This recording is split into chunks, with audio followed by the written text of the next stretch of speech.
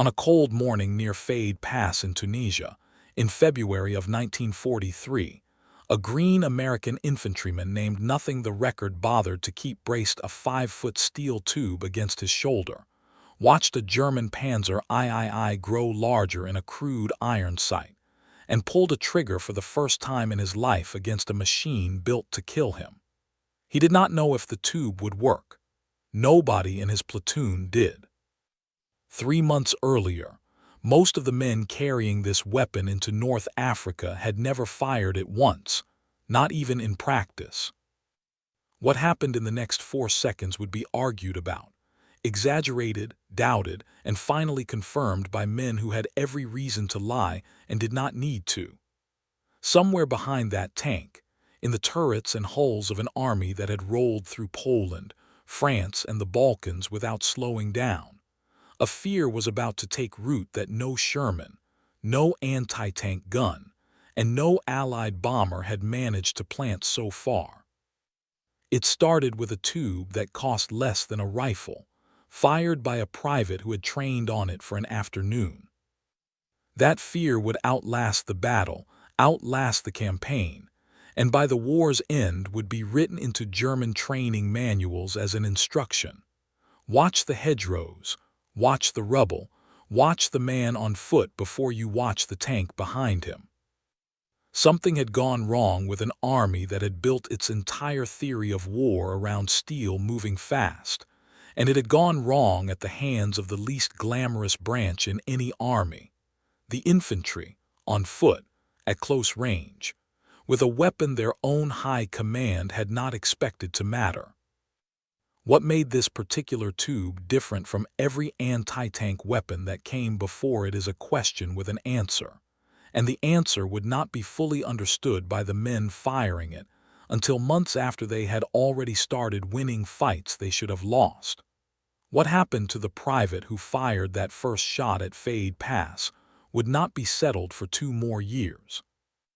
And the reversal this morning began, a reversal that would see the army that once considered the tank nearly untouchable start losing tanks to men who weighed 150 pounds and carried no armor at all, would not fully reveal itself for a long time yet.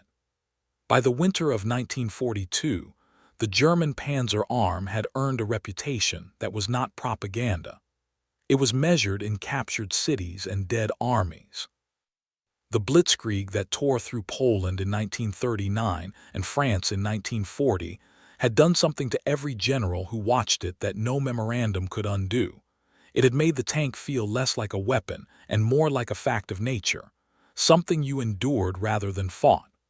The core of that reputation was not simply armor thickness or gun caliber, though both mattered. It was doctrine.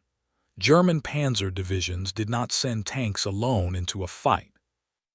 They moved as a system: armor, motorized infantry, artillery, and close air support acting together, punching through weak points, and then fanning out behind the line before the defender had finished understanding what was happening to him. British and French anti-tank guns, adequate on paper, were repeatedly outflanked or overrun before they could be brought to bear in numbers. Entire armies that outnumbered the attacking panzer divisions collapsed not because their soldiers were cowards, but because the shape of the fight itself had changed, and nobody on the receiving end had caught up. By the time American troops began arriving in North Africa in November of 1942, this reputation had crossed the Atlantic ahead of them. Soldiers who had never seen a German tank in person had already absorbed a kind of institutional dread, passed down through newsreels, through British veterans who had fought in France and been thrown back across the Channel, through training lectures that described the Panzer III and Panzer IV as machines that simply could not be stopped by anything short of heavy artillery or another tank. The psychological defeat had, in some units, arrived before the physical one. That dread was not irrational. Standard infantry anti-tank weapons available to American and British forces at the start of the North African campaign were, by any honest measure, close to useless against the newer German armor. The boy's anti-tank rifle, a British design adopted early in the war, fired a .55 caliber round that could occasionally penetrate the thin armor of light tanks and armored cars, but bounced uselessly off the frontal plating of a Panzer III or IV. It was heavy, its recoil injured the men who fired it, and by 1942 it was already considered close to obsolete by the soldiers issued it. The alternative for infantry without a rifle was worse. Rifle grenades with limited penetration, improvised demolition charges that required a man to physically reach the tank and place them by hand, or simply falling back and hoping supporting artillery or friendly armor arrived in time. The doctrine that grew out of these limitations got men killed for reasons that had nothing to do with courage. Infantry were trained to dig in, let tanks pass over their positions if necessary, and engage the infantry following behind while anti-tank guns or friendly armor dealt with the panzers themselves. It was a reasonable doctrine given the tools available. It was also a doctrine that left an infantryman with almost no way to influence the single most dangerous thing on the battlefield bearing down on him. Partial answers had already been tried. Massed anti-tank guns, when they could be emplaced and camouflaged in time, worked, but they were slow to move, vulnerable to artillery and air attack once spotted, and useless the moment a breakthrough turned static defense into a running fight. Mines were effective but static and required time to lay that a fast-moving battle rarely allowed. None of it gave the individual soldier, the man actually pinned down in a slit trench with a tank approaching, any real agency. That absence is what made the eventual answer, when it came, feel less like an improvement and more like a rescue. The weakness in German armor that would eventually be exploited was not a secret flaw in the steel itself. It was a principle of physics that the Allies had actually understood in fragments before the war even began, and had simply not yet turned into a practical infantry weapon. The shaped charge, sometimes called the hollow charge or the Monroe effect, after the American inventor who first documented the phenomenon in the 1880s, used a cone-shaped cavity in an explosive charge to focus its detonation into a narrow, high-velocity jet capable of punching through steel far thicker than the explosive's raw power would suggest. Crucially, this effect did not depend on the speed at which the charge struck its target, the way a conventional armor-piercing shell did. A shaped charge moving slowly could penetrate as effectively as one moving fast, so long as it detonated at the correct standoff distance from the armor. That single fact was the crack in the wall. It meant a weapon did not need the velocity of an artillery piece to kill a tank. It needed only to deliver a shaped charge to the target and let physics do the rest. American ordnance officers working through 1941 and into 1942 had access to early hollow charge rifle grenades and had watched their unexpectedly effective results in testing. The question that remained was not whether the principle worked. It was how to deliver a charge large enough to kill a tank, in a package a single soldier could carry and fire without being crushed by its recoil or exposed by its backblast. That question had one hard, clean answer: get rid of the recoil entirely, by launching the charge on a self-propelled rocket instead of firing it from a gun. The weapon that answered it began, like a surprising number of consequential weapons, as an improvisation cobbled together under deadline pressure rather than a program planned years in advance. In the spring of 1942, an Army ordnance officer named Colonel Leslie Skinner had been working for years on rocket propulsion for infantry weapons, largely ignored by a military establishment that saw little use for unguided rockets outside of niche applications. Skinner's rockets worked, in the sense that they flew and carried a warhead, but the Army had no practical launcher for them.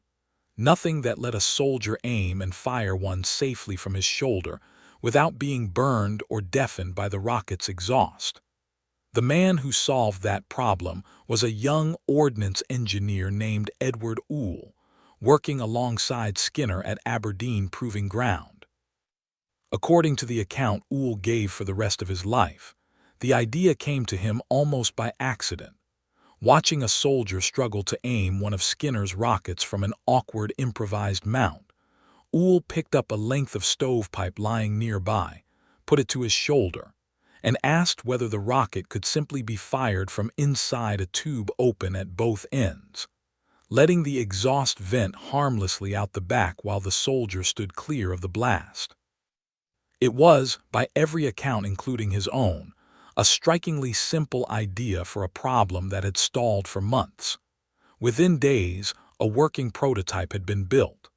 Within weeks, in May of 1942, it was demonstrated for Army leadership alongside a new hollow-charge rifle grenade round developed separately.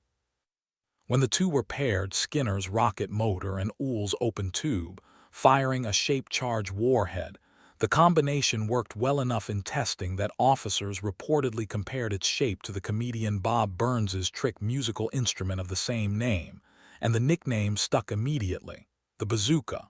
What made it radical was not any single component. Rockets existed. Shaped charges existed. Steel tubes existed.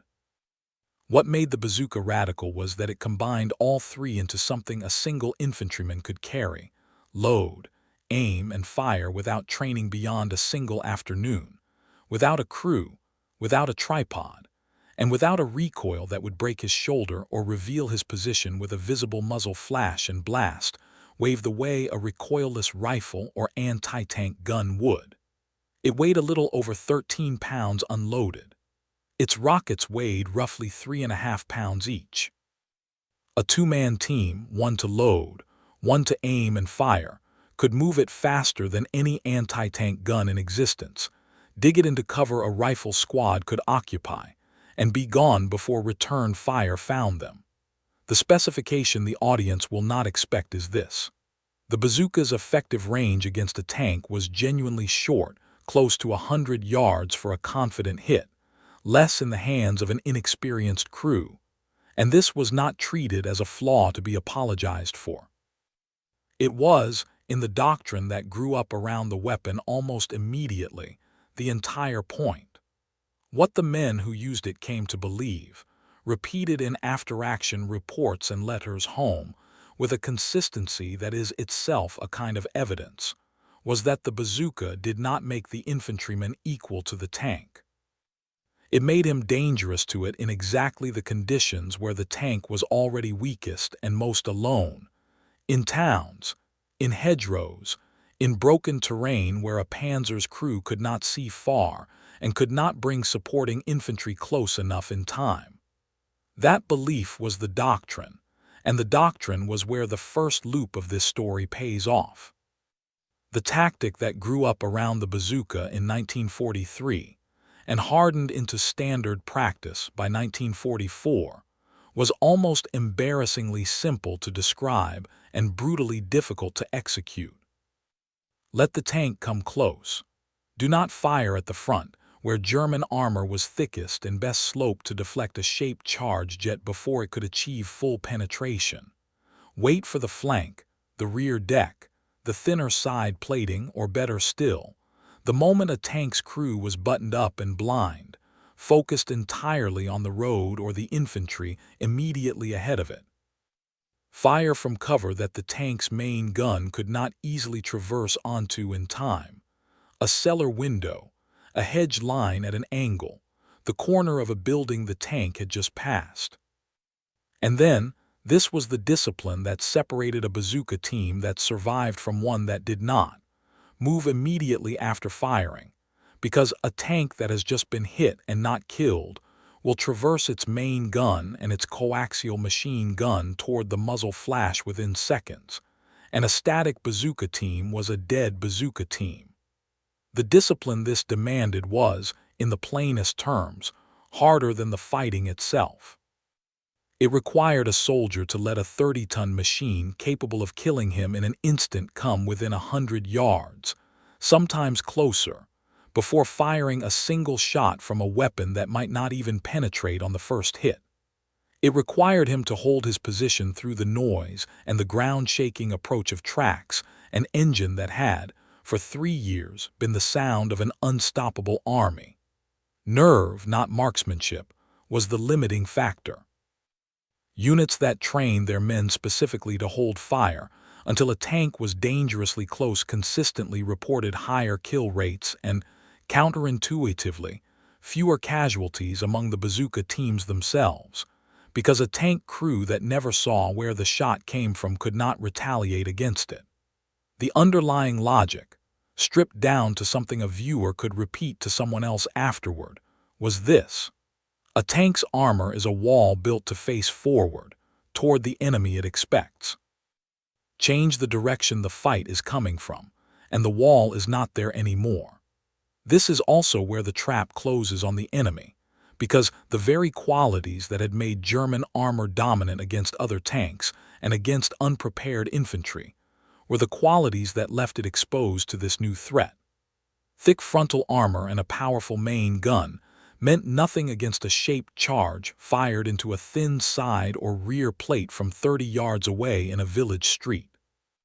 The doctrine of combined arms, tanks screened by infantry, broke down in exactly the close, broken terrain, Sicily's stone villages, Normandy's hedgerows, the rubble of Aachen and 100 other towns, where infantry could not keep pace with or see far enough around armor to protect it from a man in a cellar. German High Command, for a period that lasted longer than it should have, treated early Bazooka losses as isolated incidents rather than a doctrinal problem, and that misreading cost trained tank crews the Reich could not easily replace. Germany's Panzer Arm, unlike the growing American industrial machine behind the Allied war effort, could not simply build a new experienced crew the way it could build a new tank. Every trained commander, gunner, and driver lost to a rocket fired from a hedge was a wound that did not heal the way a factory-replaced hull could.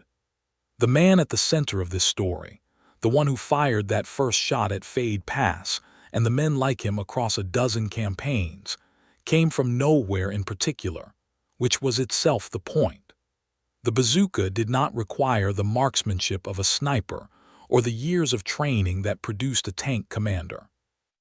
It required a rifleman willing to hold his ground.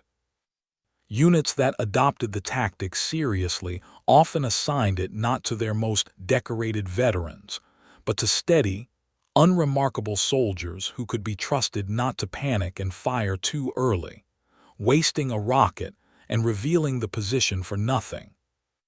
Commanders who saw this potential early, and there were several across different divisions who arrived at similar conclusions independently through 1943, began running deliberate ambush drills, covering road junctions and town approaches with 2- and 3-man bazooka teams positioned in depth, so that a tank that survived the first hit would run into a second team before it could recover. One small detail from these training records has nothing to do with combat at all, and says something anyway. Quartermaster reports from several divisions in 1943 and 1944 note persistent shortages of rocket rounds relative to launchers, because infantrymen who had seen the weapon work in a single engagement began requesting far more ammunition than planners had budgeted. A kind of demand that no memorandum predicts, and that only comes from men who have watched something save their lives. The first engagement that validated the tactic at scale, rather than as an isolated success, came during the fighting in Tunisia in the winter and spring of 1943, though the exact first confirmed kill remains disputed in the historical record. Several units claim the distinction, and post-war historians have generally concluded the honest answer is that more than one team achieved a first success within days of each other as the weapon spread through different regiments simultaneously. What is not disputed is the pattern that followed. Through the Sicily campaign that summer, and then intensifying through the Italian campaign into the winter of 1943 and 1944, after-action reports from multiple American divisions began recording bazooka kills against German armor with a frequency that surprised even the officers who had pushed for the weapon's adoption. Loss ratios in these close-terrain engagements consistently favored the bazooka teams, not because the weapon was more powerful than a tank gun, which it plainly was not, but because it was cheap, replaceable, and small enough to be everywhere a tank might go. Before this story goes further, it is worth being direct about where the record on this weapon has been checked and rechecked over the decades, because a subject this well documented has attracted its share of overstatement. The bazooka's official war record, and the memoirs and oral histories collected from both German and American veterans since, are extensive enough that claims can be tested against multiple independent sources rather than a single unit's account. That kind of verification is worth mentioning because so much of what circulates online about this weapon compresses 70 years of technical evolution. The M1, the improved M9, and the far larger M20 Super Bazooka that arrived only after the war, into a single undifferentiated image, as though the weapon that fought at Fade Pass in 1943 were the same weapon fighting in Korea in 1950. It was not. The early bazooka struggled increasingly against German armor as the war went on and German tanks grew heavier, a problem this story will return to. German reaction to the weapon, once it stopped being dismissed as an isolated nuisance, was immediate and telling. Captured examples were shipped back to German ordnance evaluators within months of the weapon's first appearance in North Africa, and what German engineers found unsettled them in a specific way. This was not a complicated piece of Allied technology built in a laboratory with resources Germany lacked. It was simple. A tube, a rocket, a shaped charge, and a battery-triggered ignition system that a factory could produce by the thousands. Intelligence assessments circulated to Panzer crews carried a new instruction that had not existed in earlier training. Watch buildings, watch hedgerows, watch for a man on foot standing still at close range, because he was now as dangerous, in the right circumstance, as another tank. Some after-action reports from German units in Italy describe a new caution entering tank operations in built-up areas, tanks advancing more slowly through towns, requesting closer infantry support specifically to screen against bazooka teams that had not needed to be screened against a year earlier. And in one of the more striking responses in the history of small arms development, German ordnance did not simply try to armor against the threat. They copied it. Engineers who examined captured bazookas alongside captured German hollow charge grenade technology produced, within roughly a year, a larger, harder-hitting version of the same basic concept. The Raketenpanzer boots, universally known to the soldiers who carried it and feared it as the Panzerschreck, a name that translates plainly as tank's fright or tank terror. It is a small irony of this story that the weapon Germany built specifically because the American bazooka had frightened its own tank crews would go on to be, by most technical measures, more powerful than the weapon that inspired it. By 1944, the scoreboard had climbed enough that bazooka teams were a standard, expected part of every American infantry company's organic firepower rather than a specialist attachment. New anti-tank platoons formed specifically around the weapon. A second figure worth naming here is not a single soldier, but a doctrine writer.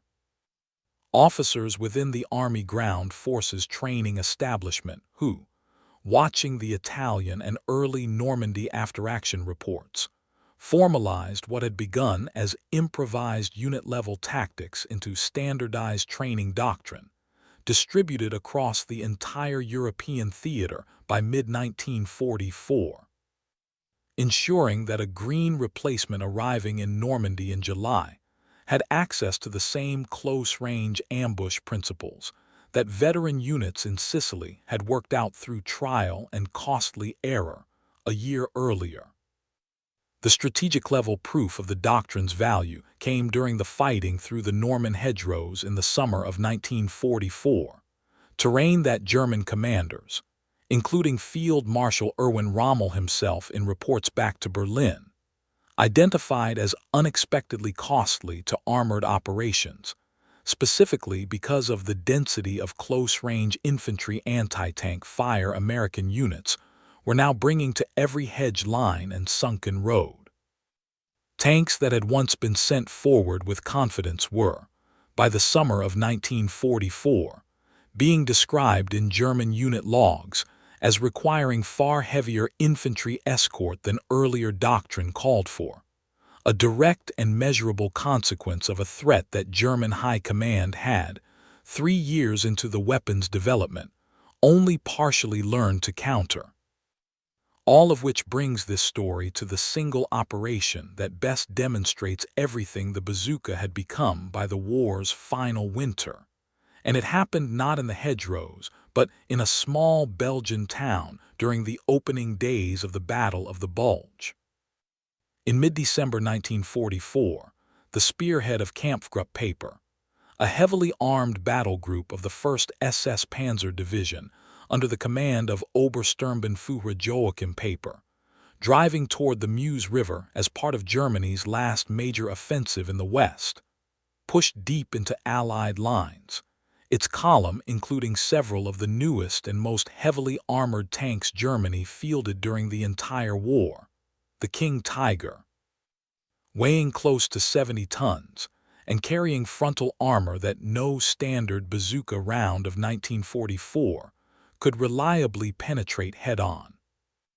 By December 19th, elements of Paper's force had become trapped in and around the village of La Gleize, cut off from resupply and reinforcement by American forces closing in from multiple directions, including elements of the 30th Infantry Division and 3rd Armored Division. What followed inside and around La Gleize over the next several days was, in miniature, the entire argument of this story played out at point-blank range. American infantry, unable to match Paper's King Tiger's gun for gun or armor for armor, fell back on exactly the doctrine that had been built and refined since Tunisia 2 years earlier. Hold position in the town's stone buildings and cellars. Let the German armor come close through streets too narrow and rubble-choked for the tanks to maneuver freely, and engage from the flank and rear at ranges the King Tiger's crews could not always spot in time. The fighting inside La Gleize was close enough that German tank commanders, veterans of years of open country combat where their machines had rarely felt vulnerable, found themselves fighting in conditions where their greatest advantages meant almost nothing. Several of Paper's King Tigers were disabled or destroyed during the encirclement, some by bazooka fire aimed at engine decks and rear plating rather than the impenetrable glacis plate. And the precise tally and the exact circumstances of individual kills remain, even now, a subject some historians still debate, complicated by the fact that several tanks were ultimately abandoned and destroyed by their own crews, as fuel ran out rather than lost outright in combat. What is not in dispute is the effect on the battle group as a whole. Surrounded, unable to resupply, and unable to move its heaviest armor safely through ground its enemy now controlled at close range, Kampfgruppe Paper was forced to abandon the bulk of its vehicles, including multiple King Tigers left intact enough to be studied by American ordnance teams afterward, and the survivors escaped La Gleize largely on foot, slipping through American lines in small groups rather than driving out in the armored spearhead that had entered Belgian territory only days before. The moral effect of La Gleize outlasted its material one. This was not simply another tally of destroyed vehicles in a war that had already seen thousands. It was proof, delivered against the single most feared tank Germany had ever fielded, in front of an SS battle group that had entered the offensive expecting to reach the Meuse within days, that the doctrine born in a Tunisian pass 2 years earlier had scaled all the way up to the newest and heaviest armor the Reich could build.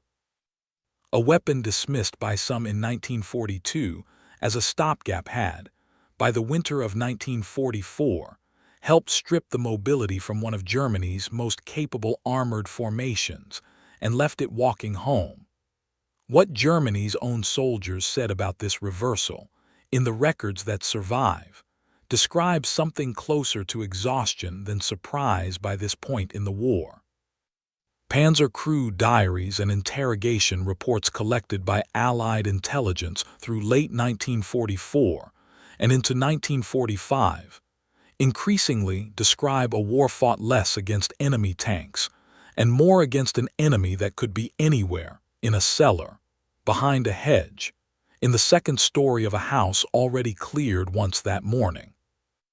German attempts to build a genuine counter to this threat came in the form of increased infantry escort requirements, up-armored tank variants with additional side plating called Schuessen, intended specifically to defeat shape-charge rounds before they reached the main armor, and eventually simple tactical caution that slowed German armored operations in built-up terrain for the remainder of the war.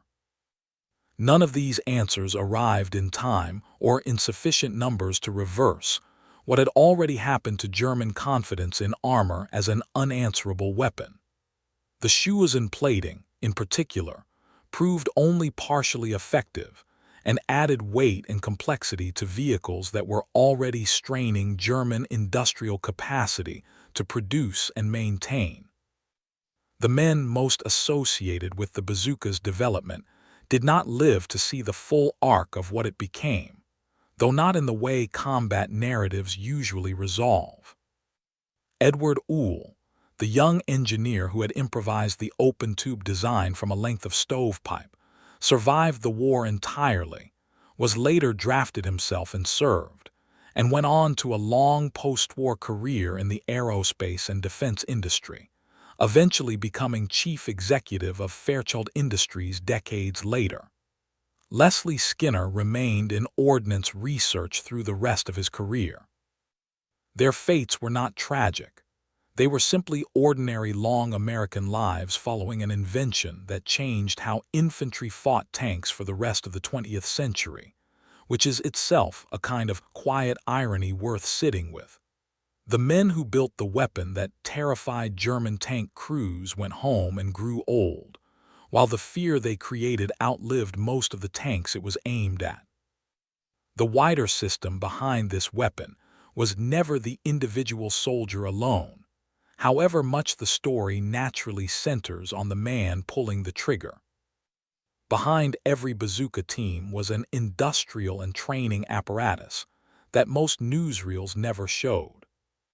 Factories in the United States producing rocket motors and shape-charge warheads by the hundreds of thousands, ordnance depots developing improved variants as combat reports identified weaknesses, and training programs that took the lessons learned expensively in Tunisia and Sicily and delivered them, standardized and repeatable, to replacements arriving in France a year later who had never fired a shot in anger.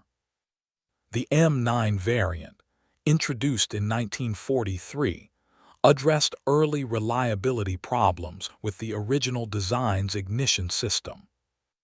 Later in the war, as German armor grew heavier still with the arrival of the King Tiger and other up-armored designs, American ordnance developed the significantly more powerful M20 Super Bazooka, though it arrived too late in most theaters to see wide use before the war's end, becoming instead the standard infantry anti-tank weapon of the Korean War that followed 5 years later. The famous names, the aces, the divisions that made headlines, were, in this story as in most, the visible edge of a much larger and less glamorous system of factories, depots, and training cadres that made the individual soldier's success possible in the first place. Laid out plainly and in order, the turning points of this story run as follows. In May of 1942, Edward Oule and Leslie Skinner combined a rocket motor with an open-tube launcher at Aberdeen Proving Ground, and the Bazooka was born within weeks of that single idea. In November of 1942, American forces carried the weapon into combat for the first time during Operation Torch, the invasion of North Africa. Through the winter and spring of 1943, in the fighting around Tunisia, infantry units worked out through hard experience the close-range flanking tactics that would define Bazooka doctrine for the rest of the war. Within roughly a year of the weapon's first appearance, German ordnance had reverse-engineered it into the more powerful Panzerschreck, an acknowledgement of the threat it posed. Through 1944, the doctrine scaled from isolated unit tactics into standardized army-wide training, proven in the hedgerows of Normandy that summer. And in December of 1944, at La Gleize, Belgium, that doctrine reached its most dramatic test, helping to strip the mobility from one of the most heavily armored German battle groups of the entire war and turn a planned armored breakthrough into a retreat on foot. 4 factors, taken together, explain the reversal at the heart of this story. The first is the machine itself, a simple, cheap, rocket-propelled shaped charge weapon that gave an individual infantryman lethal reach against armor for the first time, using a physical principle, the shaped charge, that did not depend on the raw velocity a heavier gun would have required. The second is the doctrine built around it, close-range, flancandreer engagement from cover, demanding discipline rather than firepower, that turned the tank's greatest strength, its frontal presence, into an exploitable blind spot. The third is reach and scale, not of the weapon's range, which was always short, but of its distribution, cheap enough and simple enough to be issued to every infantry company rather than a specialized few, meaning German armor faced the threat everywhere rather than in isolated pockets. And the fourth is the system standing behind it all, American industrial capacity that could replace a lost bazooka and its $3 rocket rounds instantly, against a German training and production pipeline that could not replace an experienced panzer crew nearly as fast as it could replace the tank itself. The attrition arithmetic by the war's final year was not close. German panzer forces entered 1945 with a fraction of the trained crews they had fielded in 1941, while American infantry divisions could absorb bazooka losses and simply issue a new tube to the next man in line by the following morning. The honest footnote to this story is owed to the audience, because the popular version of the bazooka's legend overstates a few things that are worth correcting plainly. The weapon was, by 1944, genuinely struggling against the frontal armor of Germany's heaviest late-war tanks, the Panther and especially the King Tiger, and most confirmed kills against these vehicles, including at La Gleize, came from shots against side, rear, or engine deck armor rather than head-on penetrations. A tactical reality the doctrine had accounted for from the start, but that popular retellings sometimes flatten into simple heroics. The bazooka also did not act alone. Artillery, air power, mines, and conventional anti-tank guns remained the primary tank-killing tools throughout the war by sheer volume of kills, with the bazooka's contribution concentrated specifically in the close, broken terrain where those heavier weapons struggled to operate. And credit for the weapon's core idea has occasionally been oversimplified into a single inventor's story, when the record shows it emerged from the combined work of Skinner's years of rocket research and Oule's tube design, arriving together rather than from one man's isolated genius. What remains true, and does survive this scrutiny intact, is the central fact this story has followed from a cold morning in Tunisia to a burning village in Belgium. A weapon that cost almost nothing to produce, fired by ordinary infantrymen with an afternoon of training, forced one of the most feared armored forces in history to change how it fought, town by town, hedge by hedge, for the rest of the war. What remains of this story today is scattered and quiet. King Tiger hulls abandoned at La Gleize sat in Belgian fields for years after the war before being recovered. One restored example remains on public display in the town to this day, a permanent marker of the battle group that never reached the Meuse.